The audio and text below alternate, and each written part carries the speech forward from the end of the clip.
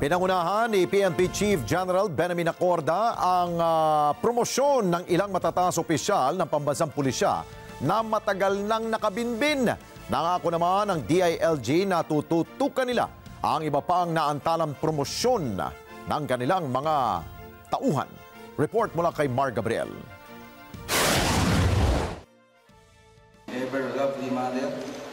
Matapos ang matagal na paghihintay, nakuha na ng ilang matataas na opisyal ng PNP ang inaasam na promosyon.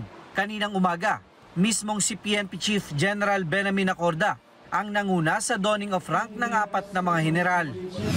Kasama sa mga na-promote sina Police Brigadier General Antonio Maralag Jr., Police Brigadier General Ramil Montilla, DHRDD Director Police Major General Ronald Lee, at si Police Lieutenant General Jonel Estomo ng Area Police Command ng Western Mindanao.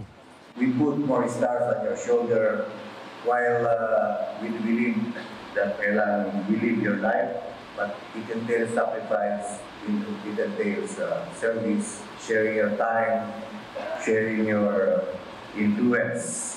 Bukod sa 4 na general, 29 na iba pang mga opisyal ang naaprubahan na ang promosyon sa mas mataas na ranggo. Ayon kay General Acorda, may 30 mga opisyal pa ang kasalukuyang naghihintay na maaprubahan ng promosyon.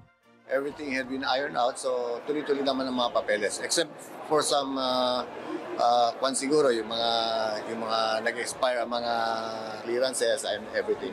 But so far, we are happy with the flow of the promotion.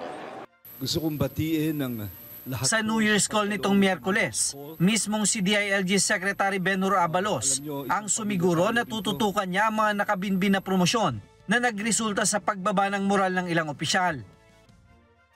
Nagbigay kami ng 30-day deadline on NAPOLCOM working days para tapusin lahat ng promotion na marireceive ng National Police Commission. 30 days dapat ma-actionan ito.